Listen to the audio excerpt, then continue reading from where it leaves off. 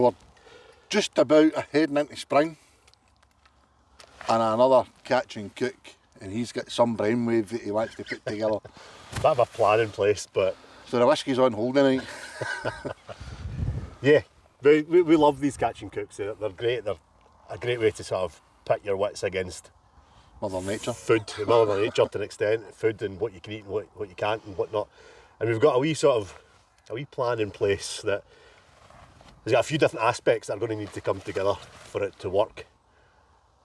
And I'm having a wee look around here because we've literally just pulled up to where we're going to attempt to get some food. And I'm having a look at the plants that are kicking about. And no mushrooms yet, you're safe. safe. No mushrooms, no, we're alright, no mushrooms yet. But there's plenty of other bits and pieces. Cockles. Cockles are the plan, as you can see. I've never actually raked for cockles before, never actually looked for them.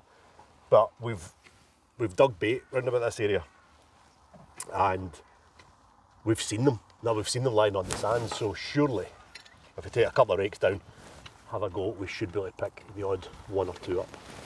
It's safe to eat them, It's most definitely safe to eat them, I hope. Can't say the same for the plants that I've got in mind. I'm having a wee look around here and I'm seeing some ground elder, some nettles.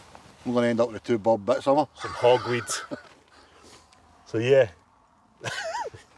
we'll see how it goes. Try and get some cockles tonight, and then tomorrow morning we'll try and pick up some greens. I mean, the greens are wild greens. There's very little going on at the allotment just now. It's pretty much bare earth. But you called it superfoods. They are, well, nettles. Yeah, there's more nutrients in nettles than there are in kale or cabbage, and a lot of the sort of wild herbal plants are far better for you than are sort of cultivated. Nettle tea's got a bit of nostalgia meaning for me.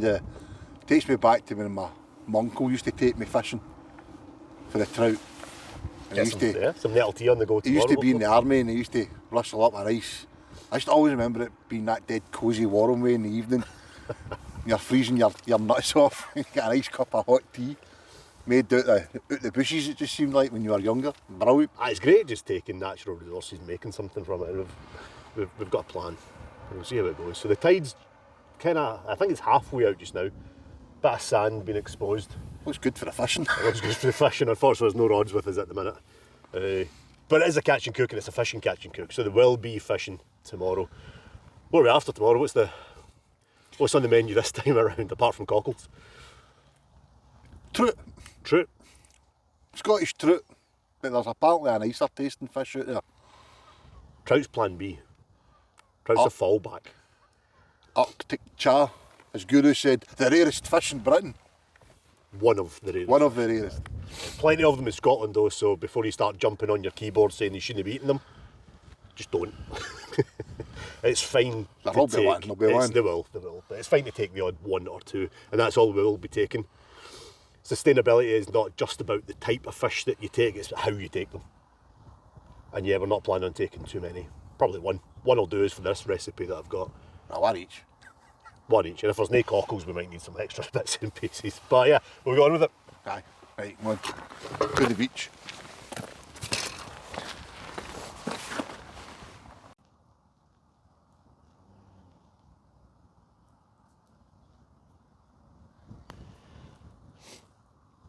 So there we go.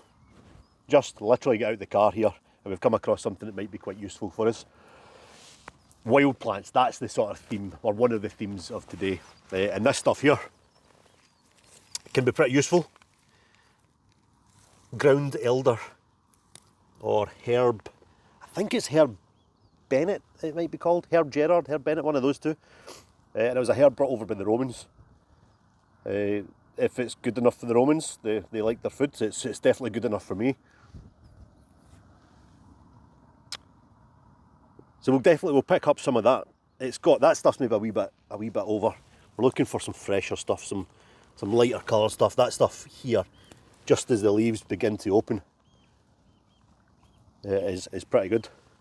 And it tastes very much like carrot. So yeah, that sort of carroty, parsley sort of taste is very herbal. Whenever you eat sort of wild foods, or First of all, if you ever eat wild foods, make sure you research it properly. Mushrooms get a bad rep, but some plants are far more deadly than any mushroom that we have in the UK. And some of the really toxic plants look very similar to some of the plants that you can actually eat. So yeah, research it properly before you do. But when you do, don't expect them to taste like anything you buy in the shops. It will not taste like cabbage. It will not taste like kale. It will not taste like rocket. They've got a taste of their own.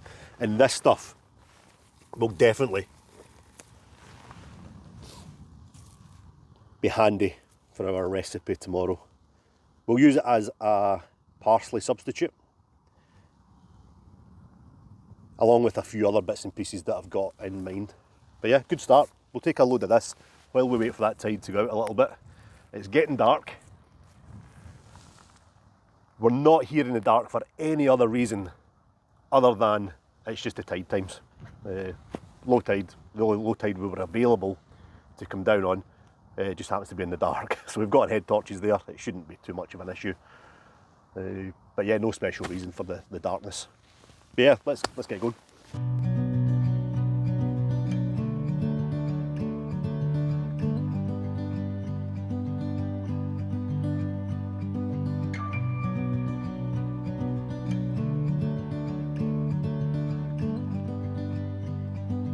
Forgot to put my wellies on.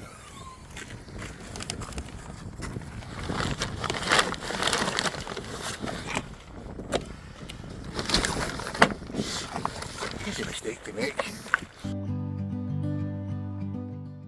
Yeah, so we've walked out across the sand there, and we've come across a few just sort of dotted around the sand.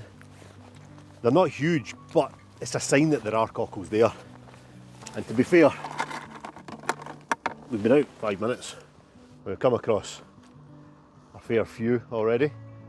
Like I say, they're not huge, but they are just to supplement the dish tomorrow. We're not relying solely on these, thankfully. But we'll give it a go. We'll see if we can pick up a few more. Hopefully some bigger ones. Give it an hour or two, see what happens. So we are finding them. There's plenty there. But they're just a little bit on the small side. I've actually broken that one open, but you know what? They're alright, they're good. And we're getting plenty of them. However, it's at this point we should probably check. There's probably a minimum size on cockles. But hey, desperate times and all that, I'm sure we'll be okay. But yeah, we'll double check that, and we'll put the details in the video.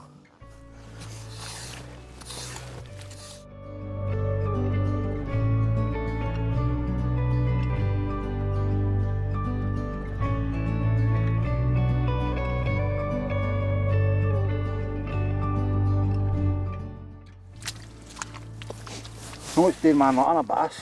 You think you found an absolute clonker.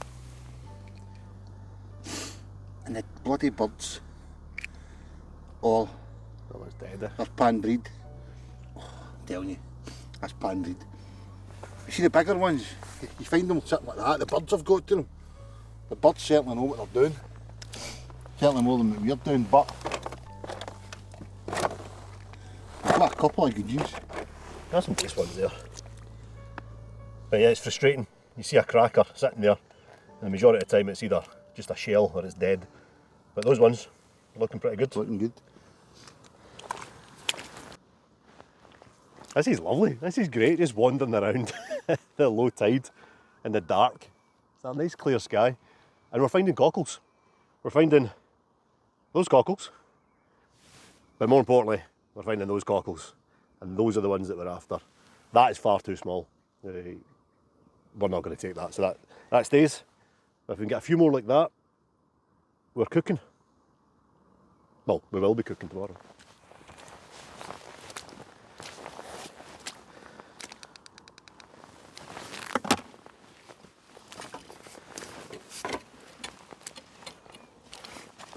Should have left these in the car. They're just sitting about the beach.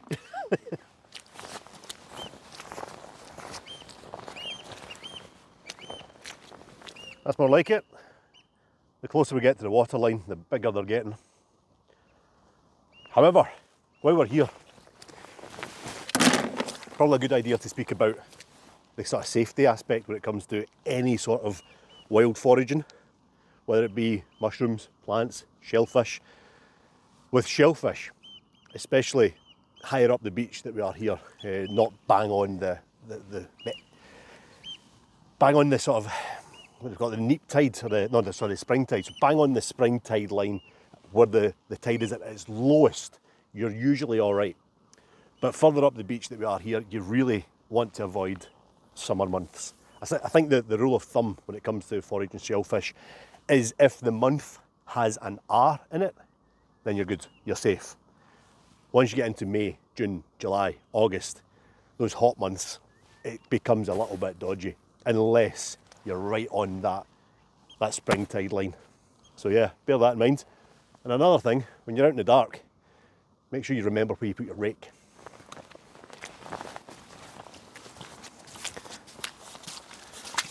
How are you getting on? Because I'm saying shite. Oh, there you go. How many you get? I'm going to turn this off.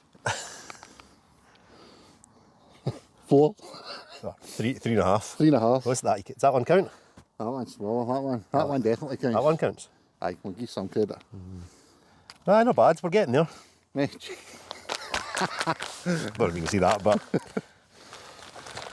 look at the size of these. That's brilliant. Bit of leg work, halfway along the beach. There's more where that came from. All of a proper size. That one doesn't count. That doesn't count. I'm looking in that. Oh, It's pan breed. no, that one doesn't count. Oh, it's stinking, but proper honking. What we will do though, that one doesn't count, is we'll purge these overnight. And that's a really important part of any sort of... Just purging mean. I know what Purging. it means, but somebody else might know. We're purging, what we'll do is we'll get some salt water. We're on salt water, we're on the water line anyway, so we'll fill the bucket up with salt water and we'll keep them in salt water overnight. And we'll probably keep them in the salt water until we need to use them tomorrow. At low tide, they're in amongst the sands, even when the water's over the top of them, they're in the sand and they take in that sand. That sand becomes entrapped inside the actual bivalve, that sort of... I'm talking rubbish now, aren't I? Absolute rubbish. What he's trying to say is basically they squirt the sand out, they clean themselves out, basically in layman terms. Aye. So we keep them in the water overnight. They get rid of all the grit and the sand that's inside the shells at the minute. No, he's fine with him, he's all excited because he's fun of I didn't expect it to be as good as that.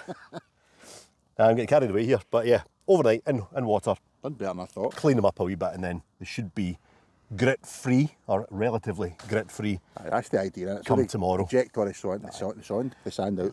So we'll give them a rinse. We'll get some fresh water in there, and I think that's enough for today. I think we're done for tonight. Happy days, in for a wee dram. We did have a lot of small shells in there initially. They'll be left. We're only going to take the bigger ones that we eventually found. We'll... Do a quick Google search on that then. Aye, but even then we'll leave the wee ones. Even if there's no size limit on them, there's no point in taking all those. We've got... Take what you need. Yep, exactly. Only what you need. Sustainability and all that. Right, on to... We keep looking down at that as well, I know, tough I for mean, ourselves. there's a fair. I don't know if you've seen that there. Fair amount in there. But yeah, we'll only take the bigger ones. We're heading into the water line. We'll head down to the water line. We'll see you guys in the morning. What's the plan for the morning? Don't know, look what we're on it. Weeds. Some weeds. Wild garlic. Ground elder. Hogweed. Brambles. Bittercress. Dandelions. Nettles. Well, can't help myself. It's like with anything, fishing, mushrooms, shellfish, I'm still looking. Enough is never enough. It's a wee treasure hunt. But yeah, we've got on a bucket, we'll fill it up with some water. Give them a bit of a rinse off first. And then I'll rinse them off and then I'll maybe go a wee bit deeper, get some fresh water in there, fill the bucket up quite high. So it's going to be fairly heavy. and that should keep them fresh, it should keep them nice overnight.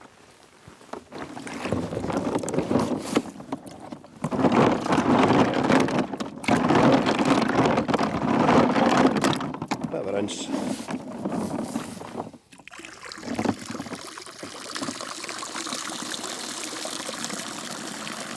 Try and get rid of as much of that grit as possible.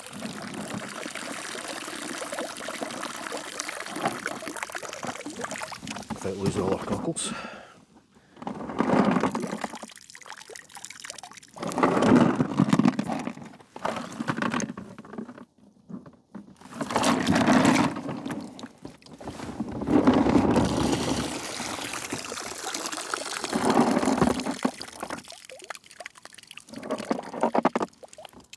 You can go back. And then yeah, I'll go out, fill this up, and that'll do us for tonight, I think. Cracking big cockles. Back in a minute.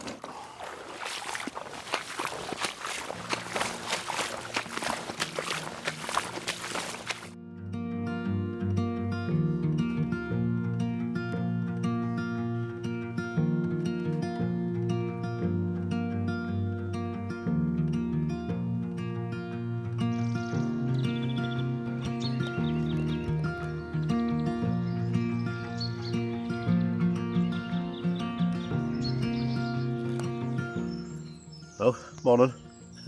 As promised, back out looking for leaves that we've come across. Well, I knew this patch was here. Still nice and young, still nice and tasty. Wild garlic, probably the most sought after wild green there is, and for good reason. It smells fantastic, and it tastes great in loads of dishes. So take a load of this. It's a lot younger than I thought it was. I pass by here most days, and I thought it was up a wee bit, but it looks great. And this will do us for a couple of months, you know, it'll be here for months, it'll be available. A little bit later on in the year you get little white flowers on it. The white flowers are even more pungent than the leaves, so yeah, I look forward to them. But yeah, let's grab a load of this stuff. I'm conscious of time, I really want to get out fishing, so we'll do this pretty quickly and we'll see what else we can find.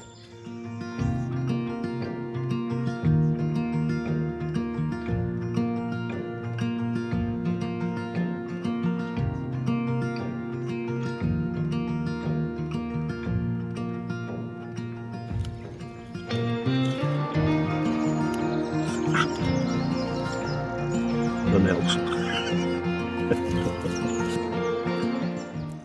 We're still really early in the year. Still sort of mid-March. But we've got plenty of these just coming through. Everyone knows these. Stinging nettles. But the tips of the bigger plants are great. But when they're that size, they're fantastic.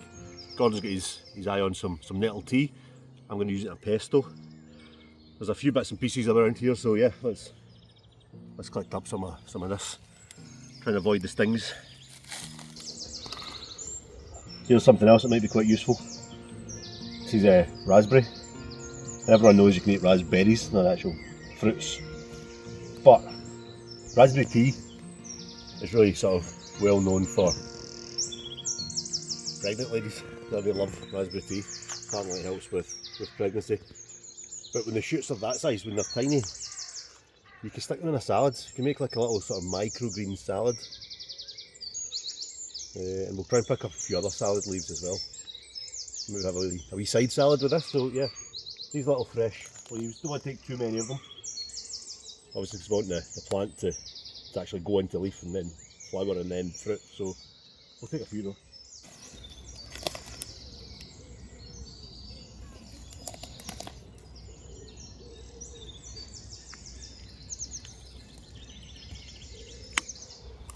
So in about these raspberries here, just come across this. Still absolutely tiny at the minute. But later on in the year, this will get up to about that height. There'll have big white flowers on it. And the leaves will be much bigger. It's hogweed, common hogweed. We see it everywhere. We don't really think much of it. But it's a great edible. So the little leaves, we just fry those up with a little bit of oil, a little bit of butter, a bit of garlic. And they're great used as spinach. The stems, when they're a wee bit bigger, can be used like asparagus. And the flower buds just before they burst open can be used like tender stem broccoli. Apparently it's got a taste all of its own though, it doesn't taste like any of those. And I just found out the other day that Gordon does not like celery. So it'll be interesting to see what he thinks of this one. We'll take a few of these little leaves and we'll maybe use it as a wee topping, a wee greens topping. If it's anything like celery, it'll not be happening.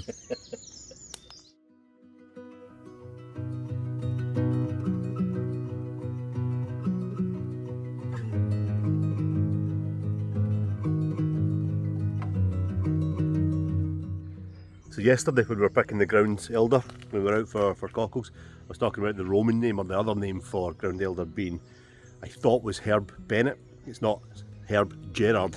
This, however, is Herb Bennett. Wood avens. We're not going to take any, it's really the root you want to take for wood avens. The roots taste very much like cloves, so they're great for adding a bit of spice and a bit of flavour to soups and stews and curries and things like that. The leaves not great, but yeah, that is Herb Bennett, I'm sure. But we're getting there, a few bits and pieces.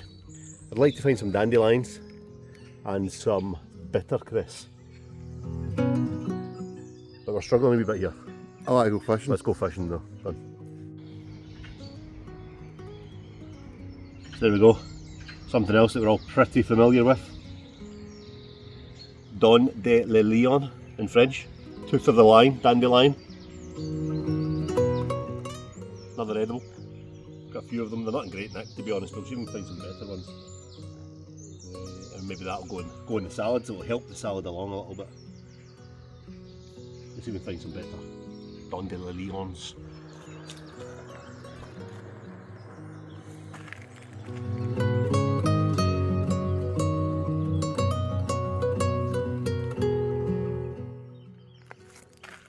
This wasn't in the script.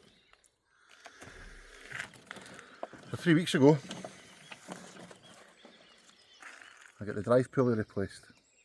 Now for those that don't know, that helps charge the battery, operates power steering, fan belt, a couple of other things. £375. Mangled. So I'm only waiting in AA in the garage that fixed it. This had a not so friendly phone call. So we're not going fishing because we were on our way. This isn't us on the way home.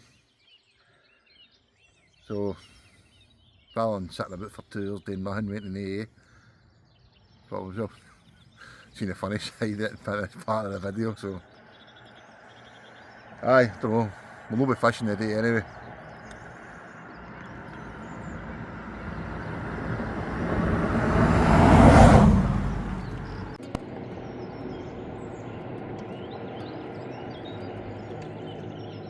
He's still foraging, look. Well, you need to take the opportunities when they occur, don't you? Something else to add to the basket that's never really going to get used today. That's a really good one to get. Sorrel.